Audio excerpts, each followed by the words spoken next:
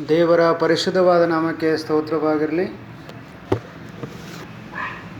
ತಿರುಗಿ ಕಳೆದ ದಿನವೆಲ್ಲ ಒಳ್ಳೆ ರೀತಿಯಿಂದ ಕೈದು ಕಾಪಾಡಿ ಒಂದು ದಿವಸ ತಿರುಗಿ ದೇವರ ವಾಕ್ಯವನ್ನು ಧ್ಯಾನಿಸುವಂತೆ ಸಮಯ ಕೊಟ್ಟಂಥ ದೇವರಿಗೆ ವಂದನೆ ಸಲ್ಲಿಸ್ತೇನೆ ಮತ್ತು ವೀಕ್ಷಿಸುತ್ತಿರುವಂಥ ಪ್ರತಿಯೊಬ್ಬರಿಗೂ ಯೇಸು ಕ್ರಿಸ್ತನ ಮಧುರವಾದ ನಾಮದಲ್ಲಿ ವಂದಿಸ್ತೇನೆ. ಈ ದಿನದ ವಾಕ್ಯ ವಿಮೋಚನೆ ಕಾಂಡ 13ನೇ ಅಧ್ಯಾಯ 21ನೇ ವಚನ. ಯೆಹೋವನು ಹಗಲು ಹೊತ್ತಿನಲ್ಲಿ ದಾರಿ ತೋರಿಸುವುದಕ್ಕೆ ಮೇಘಸ್ತಂಭದಲ್ಲಿಯೂ ರಾತ್ರಿ ವೇಳೆಯಲ್ಲಿ ಬೆಳಕು ಕೊಡುವುದಕ್ಕೆ ಅಗ್ನಿಸ್ತಂಭದಲ್ಲಿಯೂ ಇದ್ದು ಅವರ ಮುಂಭಾಗದಲ್ಲಿ ಹೋದನು. ದೇವರಾದ ಯೇಸು ಕ್ರಿಸ್ತರು ಒಬ್ಬರಿಂದ ಮಾತ್ರವೇ ನಮ್ಮನ್ನು ಸರಿಯಾದ ಮಾರ್ಗದಲ್ಲಿ ದಾರಿ ನಡೆಸಲು ಸಾಧ್ಯ. ಇದೇ ಮಾರ್ಗ, ಇದರಲ್ಲೇ ನಡೆಯಿರಿ ಅಂಥೇಳಿ ಸ್ಪಷ್ಟವಾಗಿ ನಮಗೆ ದೇವರು ವಾಕ್ಯದ ಮೂಲಕವಾಗಿ ತಿಳಿಯಪಡಿಸ್ತಾರೆ. ಯೆಶಾಯ 30ನೇ ಅಧ್ಯಾಯ 20ನೇ ವಚನದಲ್ಲಿ ಈ ಒಂದು ವಾಕ್ಯ ಭಾಗವನ್ನು ನಾವು ನೋಡ್ತೇವೆ. ಇದೇ ಮಾರ್ಗ, ಇದರಲ್ಲೇ ನಡೆಯಿರಿ ಅಂದರೆ ಸ್ಪಷ್ಟವಾಗಿ ಹೀಗೆ ನಾವು ನಡೆಯಬೇಕೆಂಬುದಾಗಿ ದೇವರು ವಾಕ್ಯದ ಮೂಲಕವಾಗಿ ಮಾರ್ಗದರ್ಶನ ಮಾಡುವಂಥ ದೇವರು ನಮ್ಮ ದೇವರಾಗಿದ್ದಾರೆ. ನಮ್ಮನ್ನು ಸುಂದರವಾಗಿ ನಡೆಸ್ತಾರೆ.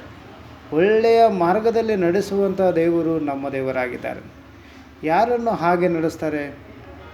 ತನ್ನವರಾದ ತಮ್ಮ ಸ್ವಂತವಾದ ಜನರನ್ನು ಆ ರೀತಿಯಾಗಿ ನಡೆಸುವ ದೇವನನ್ನು ಪ್ರೀತಿಯಿಂದ ನಾವು ಪಡೆದುಕೊಂಡಿದ್ದೇವೆ.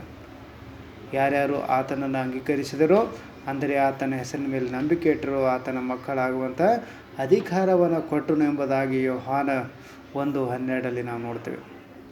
ಅಂದರೆ ನಾವು ಆತನ ಮಕ್ಕಳಾಗಿರುವಾಗ ದೇವರು ನಮ್ಮನ್ನು ಮಾರ್ಗದರ್ಶಕನಾಗಿದ್ದು, ನಮಗೆ ಜೊತೆಯಾಗಿದ್ದು, ನಮ್ಮನ್ನು ನಡೆಸುವಂತನಾಗಿದ್ದಾನೆ. ಹಾಗೆಯೇ ತಾವು ಆರಿಸಿಕೊಂಡ ಜನರಾದಂಥ ಇಸ್ರಾಯೇಲ್ ಜನರನ್ನು ನಡೆಸುವರು ಎಂದು ನಾವು ಮೇಲೆ ಕೊಟ್ಟಿರುವಂಥ ಅಥವಾ ಮೇಲೆ ನೋಡಿರುವಂಥ ವೇದವಾಕ್ಯದಲ್ಲಿ ನಾವು ಓದುತ್ತೇವೆ. ನೀವು ನಿಮ್ಮನ್ನು ಅವರ ಜನರಾಗಿ ಒಪ್ಪಿಸಿಕೊಡುವುದಾದರೆ ನಿಮ್ಮನ್ನು ಇಂದಿನಿಂದ ಅದೇ ರೀತಿಯ ಹಾದಿಯಲ್ಲಿ ಬೆಳಕಾಗಿ ಅವರು ತಾನೇ ಜೊತೆಯಲ್ಲಿದ್ದು ದಾರಿ ನಡೆಸುವರು. ಒಬ್ಬ ಮನುಷ್ಯನು ತನ್ನ ಕುಟುಂಬದವರೊಂದಿಗೆ ಒಂದು ಊರಿನಿಂದ ಇನ್ನೊಂದು ಊರಿಗೆ ಹೊರಟು ನಡೆದು ಹೋಗ್ತಾ ಇದ್ದರು.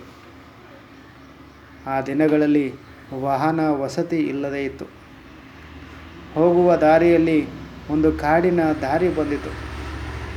ಅದರಲ್ಲಿ ಅವರು ದಾರಿ ತಪ್ಪಿ ಬಂದದರಿಂದ ಏನು ಮಾಡಬೇಕೆಂದು ಗೊತ್ತಾಗದೆ ಚಿಂತಾಕ್ರಾಂತರಾಗಿ ನಿಂತು ಬಿಡ್ತಾರೆ. ಕೆಲವು ಸಮಯಗಳಲ್ಲಿ ಆ ಕಾಡಿನಲ್ಲಿ ಕಾಡು ಪ್ರಾಣಿಗಳು ಬರ್ತವೆ ಅನ್ನುವಂಥ ವಿಷಯ ಅವರಿಗೆ ಚೆನ್ನಾಗಿ ಗೊತ್ತಿತ್ತು.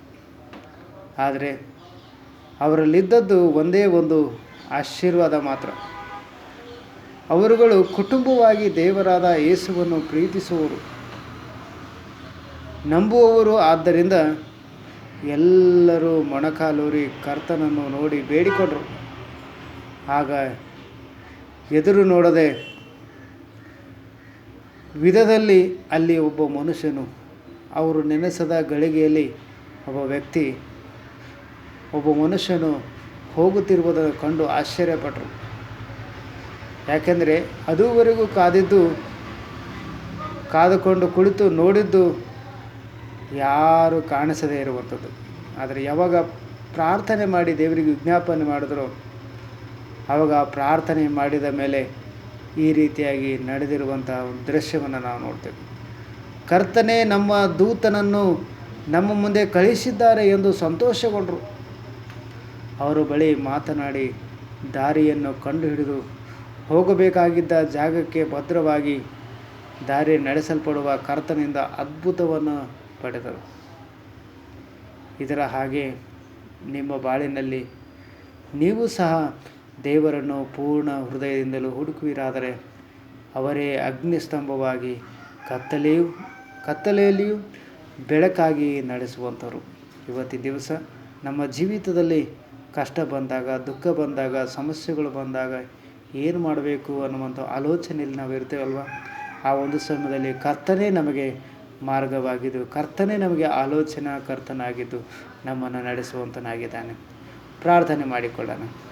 ಪ್ರೀತಿಯ ತಂದೆಯೇ, ನೀವೇ ನಮ್ಮ ಕರವನ್ನು ಚಾಚಿ ನನ್ನ ಅನುದಿನದ ಜೀವನದಲ್ಲಿ ಯಾವ ಪರಿಸ್ಥಿತಿಯಲ್ಲೂ ಅಗ್ನಿ ಸ್ತಂಭವಾಗಿ ಬೆಳಕಿನ ಮಾರ್ಗದಲ್ಲಿ ದಾರಿ ನಡೆಸು. ಕತ್ತಲೆ ಎಲ್ಲವನ್ನು ಬದಲಾಯಿಸು. ಯೇಸು ಕ್ರಿಸ್ತನ ಪ್ರೀತಿಯ ನಾಮದಲ್ಲಿ ಪ್ರಾರ್ಥಿಸುತ್ತೇನೆ, ಒಳ್ಳೆಯ ತಂದೆಯೇ, ಆಮೇನ್.